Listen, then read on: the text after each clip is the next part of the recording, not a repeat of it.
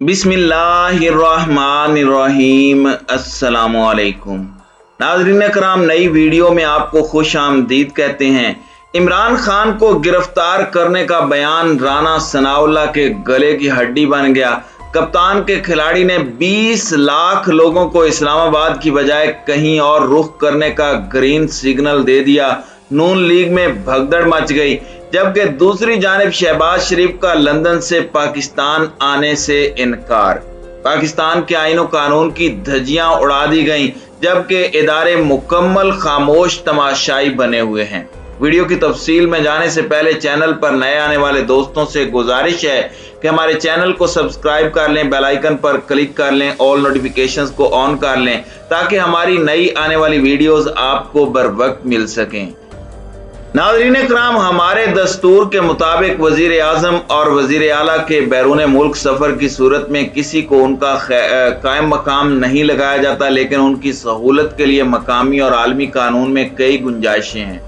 मसलन हमारे वजीर आजम किसी ऐसे तैयारे या कश्ती में हैं जो पाकिस्तान में रजिस्टर्ड है, तो उन्हें पाकिस्तान में ही तस्वुर किया जाएगा। अगर वो किसी दूसरे मुल्क में पाकिस्तान के सफारत खाने में हैं तो भी उन्हें पाकिस्तान में ही समझा जाएगा, क्योंकि किसी भी मुल्क में रजिस्टर्ड जहाज या कश्ती और सफारत खाना दरअसल उसी मुल्क की सरजमीन का हिस्सा होते हैं। इसी आलमी कानून का फायदा उठाकर अमेरिका का सदर अपने मशहूर जमाना हवाई जहाज एयरफोर्स वन में बैठकर दुनिया के किसी भी मुल्क से जो हुक्म जारी करे उसकी वही हैसियत होती है जैसे वो व्हाइट हाउस से जारी किया गया हो। इन सब रियायतों के बावजूद ये तस्वुर भी नहीं किया जा सकता कि अमरीकी सदर अपनी काबीना के साथ किसी दूसरे मुल्क के दारुल हुकूमत में जाकर अमरीका के सियासी या इंतजामी फैसलों पर गौर करेगा।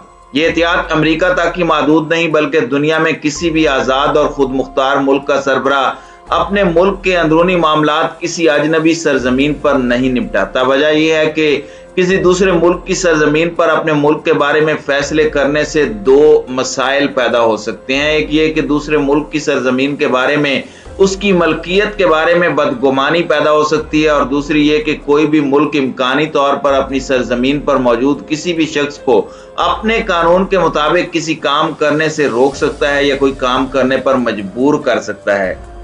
नाज़रीन कराम, इस पसे मंजर में अब अगर मैं आपको कहूं कि बरतानिया की हुक्मरान जमात के कायद ने वजीर आजम बरतानिया और दीगर अहम वज़रा को लाहौर में किसी अहम इजलास के लिए तलब कर लिया है, तो आपका रद्द अमल क्या होगा? जाहिर है आप मुझे पागल, बेवकूफ और बेपर की उड़ाने वाला और न जाने क्या कुछ कहेंगे, इसलिए कि आपको 1000% यकीन है कि बरतानिया जैसे खुद मुख्तार मुल्क का कोई कायद, चाहे वो कितना ही मकबूल क्यों ना हो, अपनी जमात का इजलास लाहौर, कराची या इस्लामाबाद नहीं बुला सकता।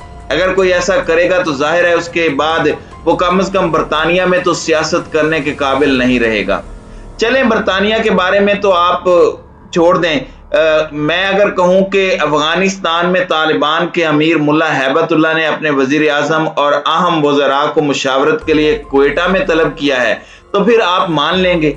आप एक बार फिर वही इतराज लगाएंगे, मेरी बात को रद्द करेंगे और कहेंगे कि अफगान तालिबान 20 बरस तक अमेरिका के खिलाफ लड़ते रहे, लेकिन उनके घर पाकिस्तान में रहे।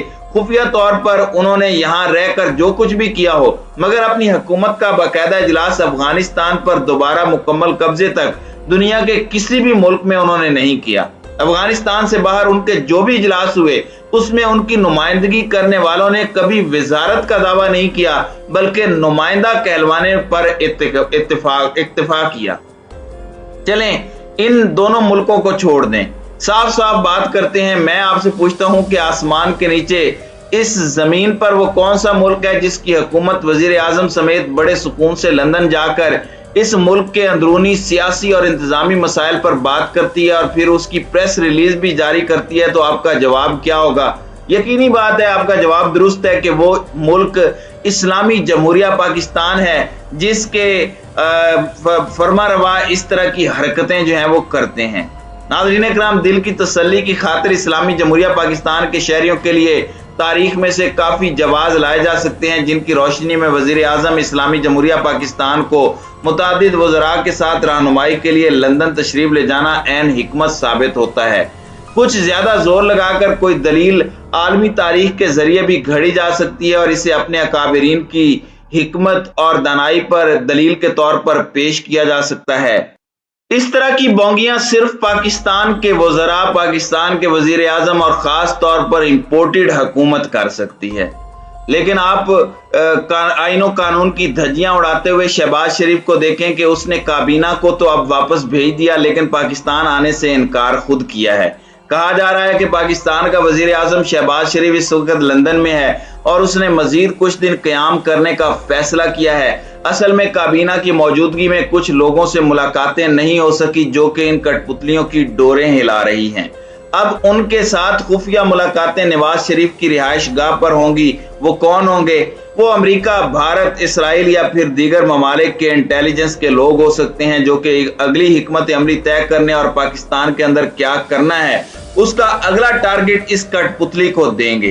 दूसरी जानिब आपको ये बताते चलें कि साबिक पाकिस्तानी वजीर आजम इमरान खान की बढ़ती हुई मकबूलियत को रोकने के लिए उन्हें गिरफ्तार करने के हवाले से फैसले किए गए हैं।